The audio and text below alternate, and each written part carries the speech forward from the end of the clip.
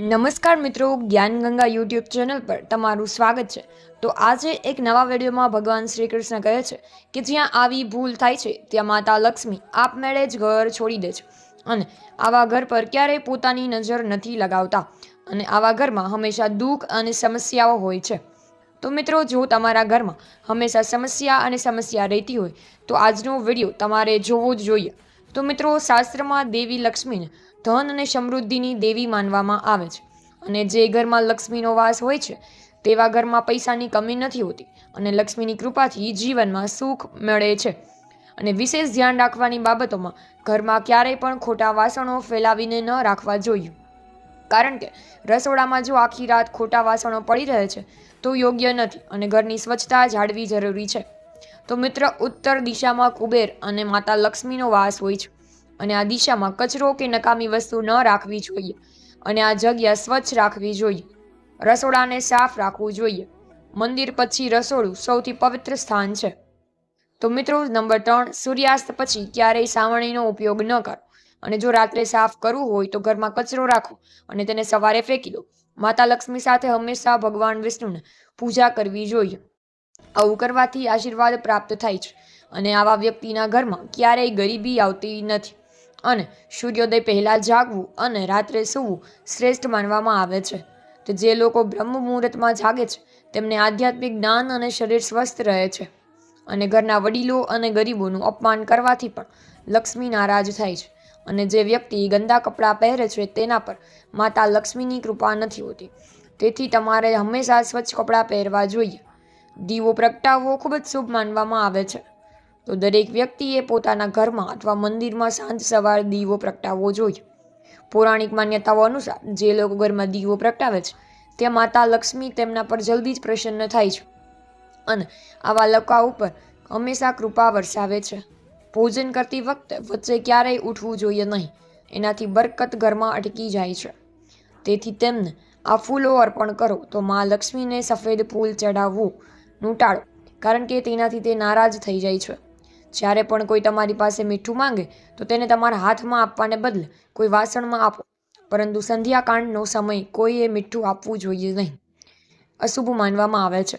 રાત્રે કોઈને દૂધ કે દહીં પણ આપવું જોઈએ નહીં, તેનાથી પણ લક્ષ્મીમાં નારાજ થાય છે। તેને બજારમાંથી ખરીદીને ઘરે લાવી શકો છો। શાસ્ત્ર અનુસાર સૂર્યાસ્ત પછી તમારા રસોડામાંથી દૂધ, દહીં, ખાંડ કે મીઠું સફેદ વસ્તુ ક્યારેય કોઈને ઉધાર આપવી જોઈએ નહીં। પત્નીના પૈસા પણ ઉછીના ન આપો, કોઈને પૈસા ઉધાર ન આપો, આનાથી લક્ષ્મી તમારાથી નારાજ થશે, જેનાથી તમારી આર્થિક સ્થિતિ ખરાબ થઈ શકે છે અને હંમેશા તમને આર્થિક સમસ્યા થઈ શકે છે। પતિ પત્ની વચ્ચે ઝઘડો પણ થઈ શકે છે। તો મિત્રો, ચાલો હવે જાણીએ કે કયા કામથી માતા લક્ષ્મી આપણા ઘરે દોડીને આવશે। તો ભગવાન કૃષ્ણ કહે છે કે જો કોઈ સવારે ઉઠ્યા પછી આ એક વસ્તુ ખાય છે તો તેના ઘરમાં ધનનો સંચય થશે। તેમજ આ વિડીયો આપણે જાણીશું કે સવારે ઉઠતી વખતે કઈ ભૂલો છે કે જે ન કરવી જોઈએ, નહીંતર આ ભૂલો તમારા પરિવારનો વિનાશનું કારણ બનશે। તો મિત્રો, સંપૂર્ણ માહિતી માટે વિડીયો અંત સુધી જુઓ। મિત્રો, સવારે ઉઠીને આ એક વસ્તુ જરૂર ખાઓ કે આનાથી જીવનભર ધનની કમી નહીં રહે। તો આખું વર્ષ ધનની પાછળ દોડવું જ પડશે નહીં। તો મિત્રો, સવારે જાગ્યા પછી પ્રથમ વસ્તુ એ છે કે તમારી જાતને અરીસામાં જોવી અને આનો ઉલ્લેખ શાસ્ત્રોમાં વારંવાર જોવા મળે છે કે સવારે ઉઠતાની સાથે જ અરીસામાં તમારો ચહેરો જોવો એ ગરીબીનો, દુર્ભાગ્ય અને પરેશાનીનું આમંત્રણ આપે છે।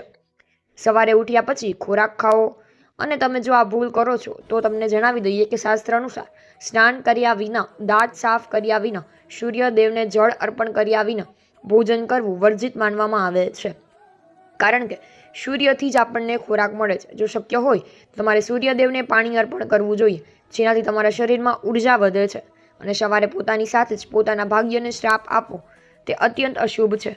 તો જે મુખમાં સવારે ઉઠ્યા પછી જ ભગવાનનું નામ બોલવું જોઈએ, તો મોંમાંથી માત્ર નકારાત્મક શબ્દો જ બોલતા રહો, તો બધી મુશ્કેલીઓનો સામનો કરવો પડી શકે છે।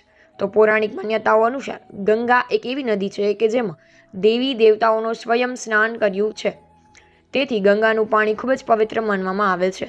તો રાત્રે સૂતી વખતે તાંબાના વાસણમાં ગંગાજળ ભરો અને નિયમિત પીવું। તો જે વ્યક્તિ આ નિયમિત કરે છે તેનું આયુષ્ય પ્રાપ્ત થાય છે અને આવા વ્યક્તિ પર લક્ષ્મીજી સદાય કૃપા બનાવી રાખે છે। તો વ્યક્તિના જુસ્સામાં ગંગાજળ રેડવામાં આવે તો તેના પાપોનો નાશ થાય છે અને તે મોક્ષની પ્રાપ્તિ કરે છે.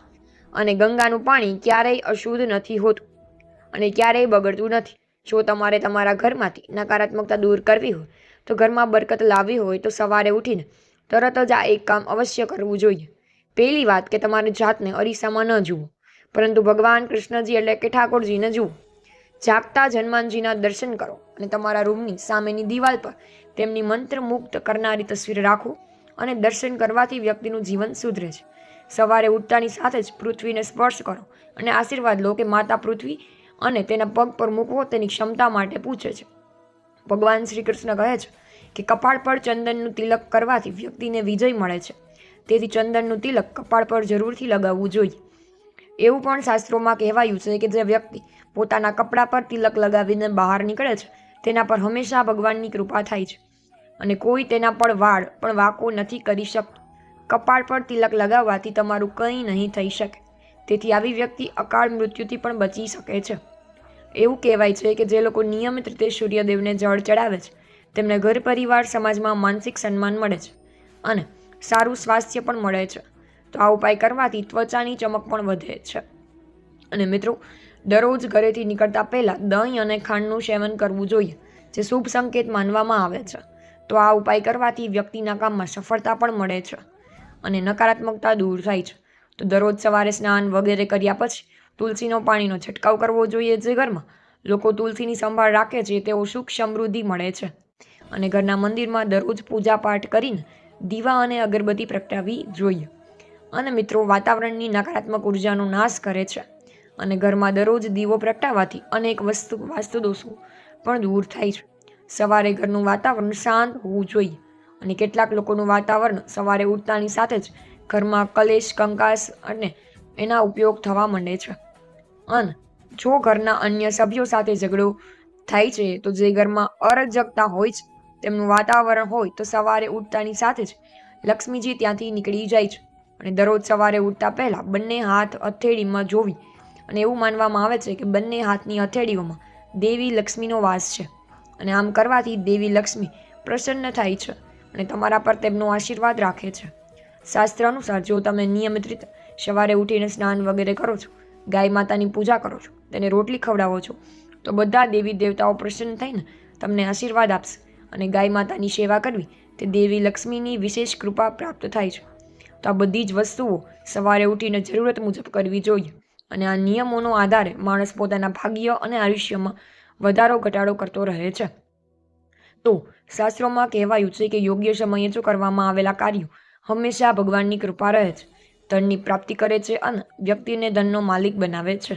પરંતુ જાણે અજાણે આપણે ઘણા એવા કાર્યો કરીએ છીએ કે જેની અસર આપણને પાછળથી ખબર પડે છે, જેના કારણે શાસ્ત્રોમાં બતાવ્યું છે એ પ્રમાણે સમસ્યાઓ આવે છે અને જે સાંજે ભૂલથી પણ ન કરવી જોઈએ. તો આ ફક્ત તમારા જીવનને જ નહીં, પરંતુ તમારા પૈસા સંબંધિત સમસ્યાઓને પણ અસર કરે છે. તો આ યુગમાં બધા જ નિયમનું પાલન કરવું તે શક્ય નથી. તેથી તમારે હંમેશા ભગવાનનું સ્મરણ કરતું રહેવું જોઈએ, કારણ કે ભગવાન શ્રી કૃષ્ણએ પોતે કહ્યું છે કે કળિયુગમાં માત્ર ભગવાનનું જ નામ નથી વ્યક્તિને મોક્ષ આપી શકે અને તેના તમામ પાપ પણ માફ કરી શકે છે. તો મિત્રો, હું આશા રાખું છું કે તમને આ માહિતી પસંદ આવી જશે.